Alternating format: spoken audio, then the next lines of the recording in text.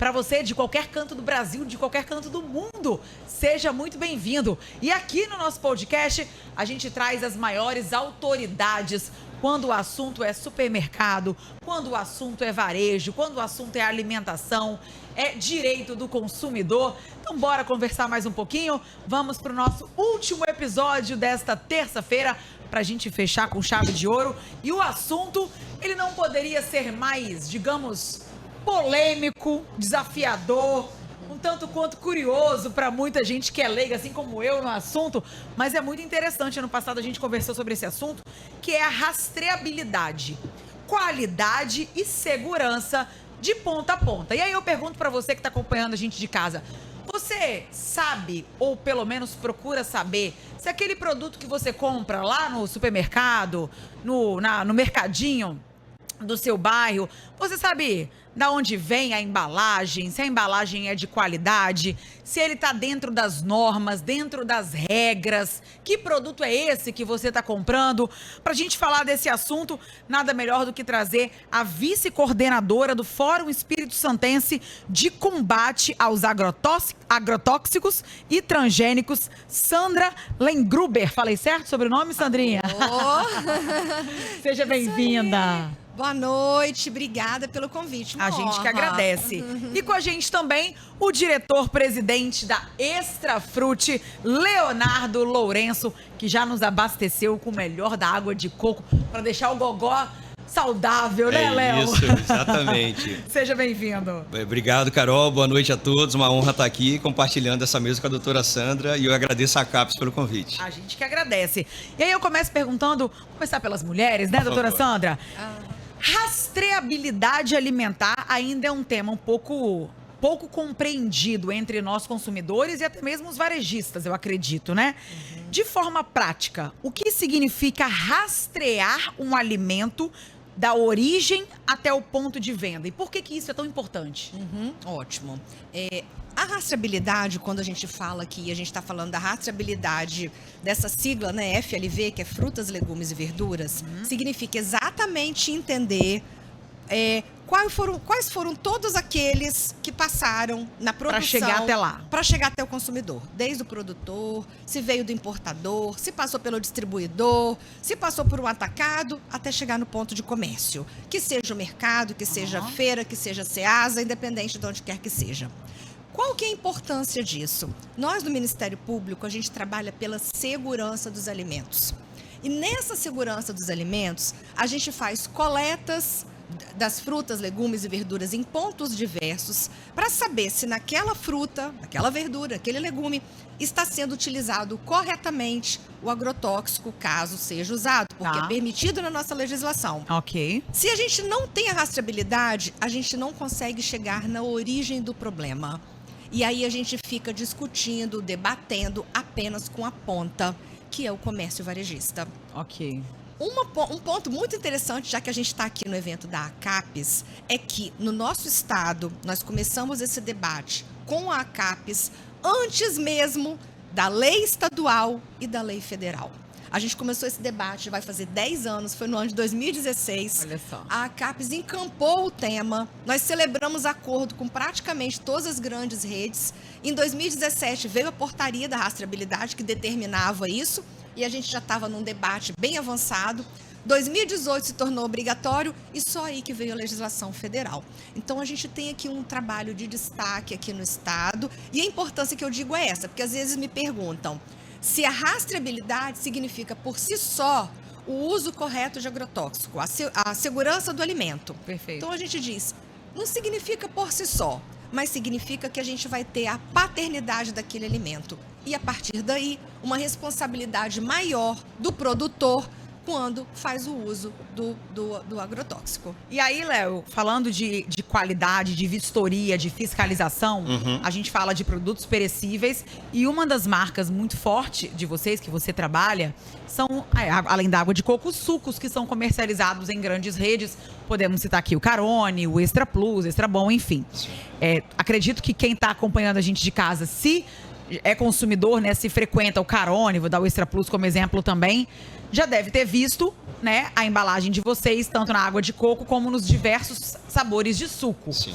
E aí eu te pergunto, do ponto de vista de saúde pública e do consumidor, como que essa rastreabilidade que a Sandra está falando agrega o produto de vocês e também impacta na nossa escolha, a escolha do consumidor, do tipo assim, vou lá e eu faço questão de levar esse produto aqui porque eu confio, porque eu sei que é de qualidade. Certo.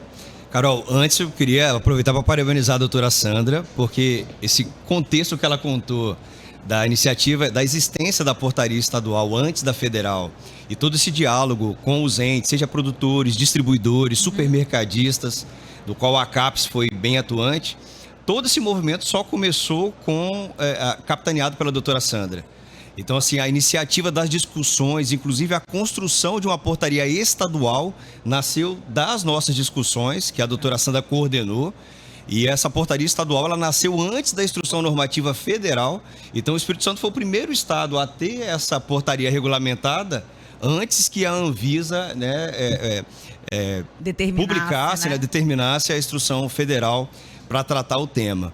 Mas, Carol, a rastreabilidade, ela agrega muito para o consumidor, mas para toda a cadeia, pelo fato de você poder identificar o produtor que está produzindo e respeitando os limites de defensivos agrícolas, se o manejo dele está correto.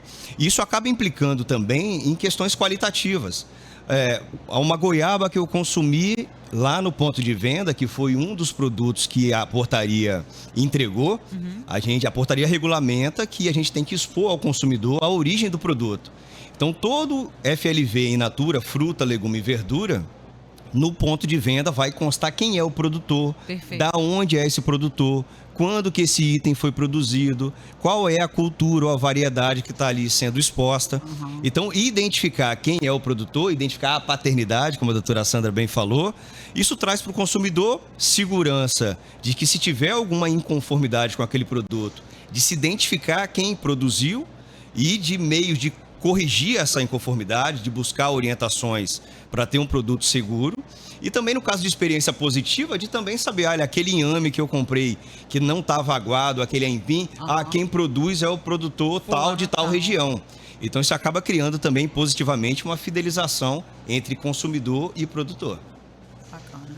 E, doutora Sandra, como Fórum Espírito Santense de Combate aos Agrotóxicos e Transgênicos atua em prol dessa rastreabilidade e segurança alimentar? Quais são as ações desenvolvidas? Tá.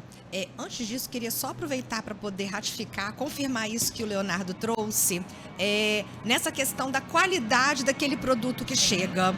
Isso é tão interessante que nos acordos que a gente fez, então a gente teve um ambiente, né, de autocomposição que foi bem importante.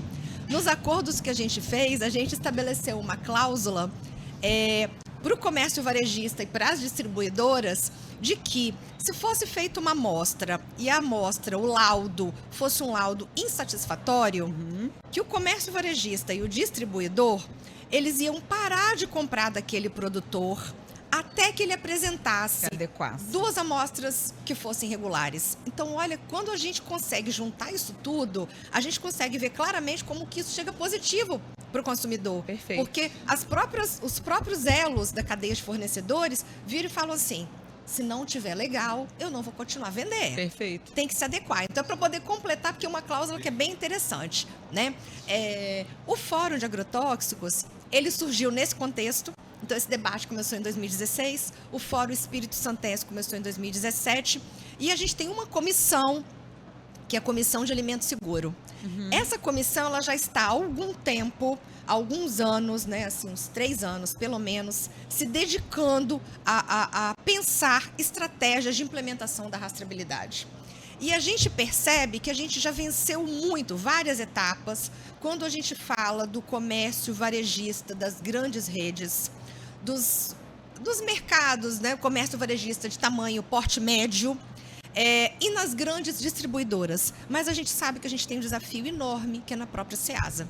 Então, agora, toda a nossa atuação de orientação, de cobrança, de realizar lá na fonte, na própria Ceasa, fonte, né? Inclusive de coleta de amostras para análise laboratorial. A gente está concentrando todos na Ceasa. Então, assim, esse é um trabalho que é um somatório do Fórum e da Promotoria de Defesa do Consumidor. A gente faz um trabalho em conjunto. Perfeito. Ô, Léo, como que essa rastreabilidade pode melhorar a gestão da empresa, até para vocês em relação a trazer mais benefícios financeiros, porque eu acredito também que essa rastreabilidade poupa vocês até do prejuízo, né, enquanto qualidade do produto, em relação também ao varejista? Pelo fato, Carol, de qualitativamente, assim, se o manejo também não está correto, além de tecnicamente ele apresentar algum resíduo ou alguma possível inconformidade que possa afetar o consumidor, mas qualitativamente esse produto talvez ele deteriore mais rápido, ou talvez ele tenha algum aspecto do shelf life, de tempo de prateleira, que não foi manejado corretamente tem menos. Então, assim, com isso a gente consegue reduzir perdas, e ainda que tecnicamente as análises apresentassem resultados satisfatórios, e em caso de perda de produto, mesmo estando satisfatório, eu consigo identificar. Quando eu comprei o tomate do produtor tal, ele teve um tempo de prateleira maior. Quando vem do outro, tem menor. Então, a gente consegue identificar qualitativamente as origens dos produtos também. E é curioso você falar isso, porque de fato acontece isso, né?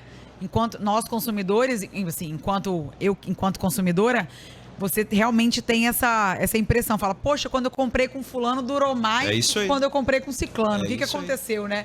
Em tese, o produto deveria ser o mesmo. Sim, né? sim. Mas aí se tratando de produto in natura, até de produto fresco, né? Tem uma interferência muito grande de clima e até de questões de tratamento. A gente tem câmaras de climatização que a gente controla, o armazenamento, a expedição, mas sem dúvida nenhuma o manejo correto, o respeito aos limites, né, de resíduos, de defensivos, isso aí também faz muita diferença. Perfeito. E principalmente para a saúde do consumidor.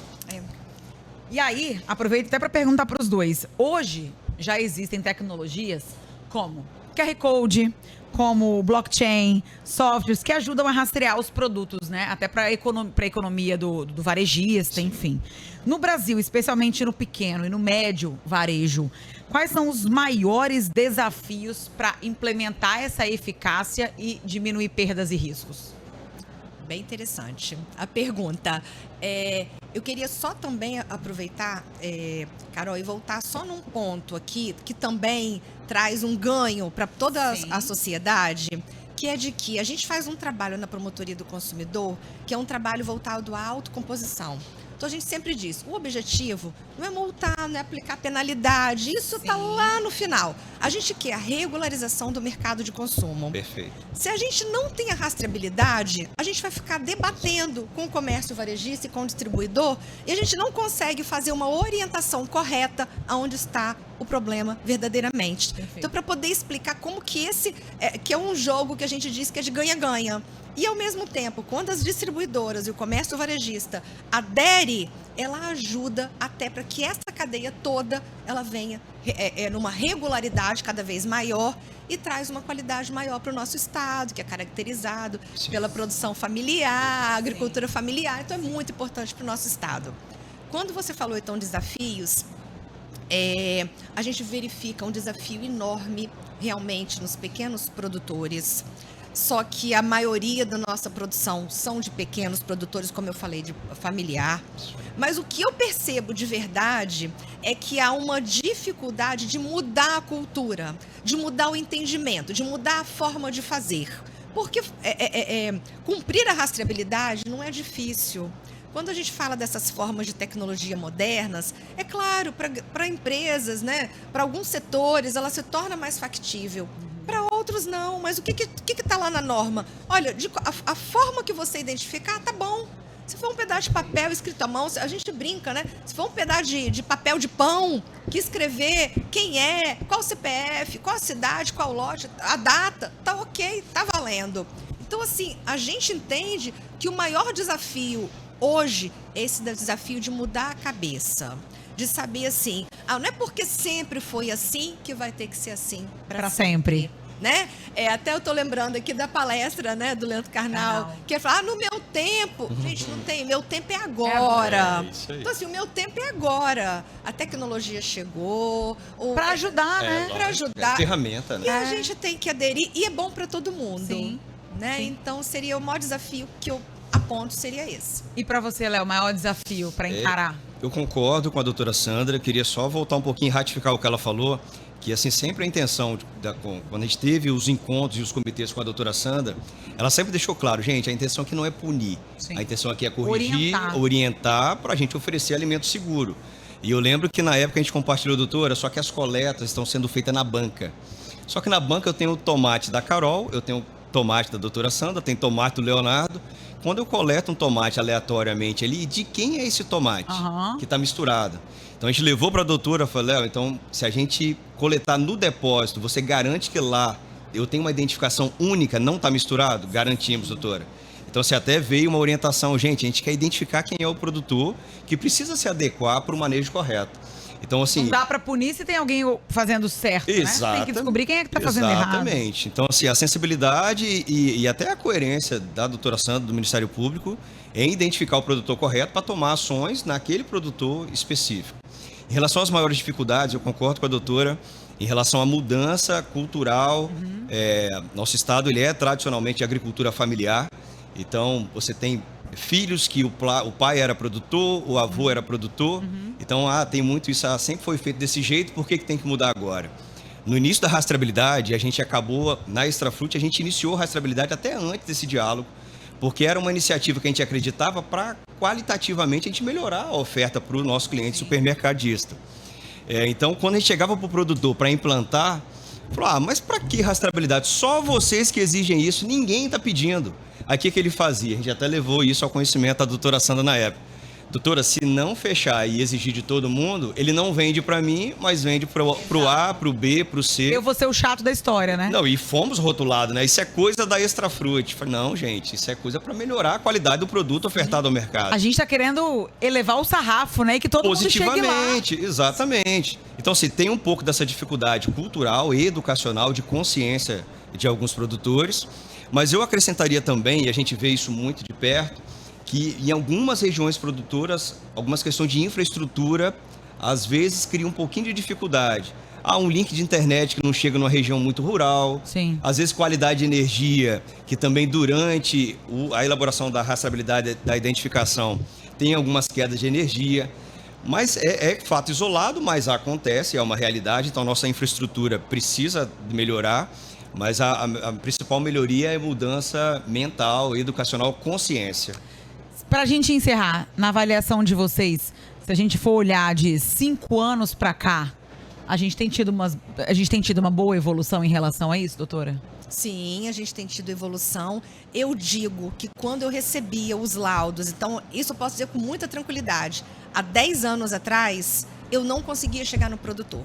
Quando eu recebia laudos que vinham da Anvisa, resultado satisfatório ou insatisfatório, independente, eu não tinha a quem recorrer, porque vinha simplesmente em branco. E agora a gente tem uma mudança já de eu poder perceber ali claramente. Perfeito. Aonde foi coletado, se foi coletado no ponto de comércio, quem é o distribuidor, quem é o produtor. Eu consigo conversar com todo mundo. Você vai direto aonde você quer. Exatamente. Senhores, muitíssimo obrigada. Nosso tempo chegou ao fim. A gente ficaria um tempão batendo papo aqui para falar de regulamentar, de realmente trazer o melhor pro... Porque não são você, não é o MP que é chato, não é que é rigoroso, não quer punir, quer o melhor para nós consumidores. Por fim é isso, né? E que nós somos também, né? Exato. Que nós somos. Exato, né? Com Nós certeza, somos todos também. nós somos. Exatamente. Né? Léo, doutora Sandra, muitíssimo obrigada Prazer. pela presença de vocês. Obrigada. Nossa CAPES só está começando, desejo sucesso para vocês também nos próximos dias aí. Venham dias de muito trabalho, excelentes trabalhos para todos nós. Para nós. Obrigada. Obrigada. Doutora, obrigada. Léo também, Prazer, obrigada. obrigado. E para você que está acompanhando a gente, muitíssimo obrigada pela sua companhia. Encerramos o nosso podcast nesta terça-feira, mas amanhã, às 14h, às 14 horas em ponto, a gente tá de volta com muito mais a CAPES Podcast. Uma ótima noite para você, eu te espero amanhã. Até lá.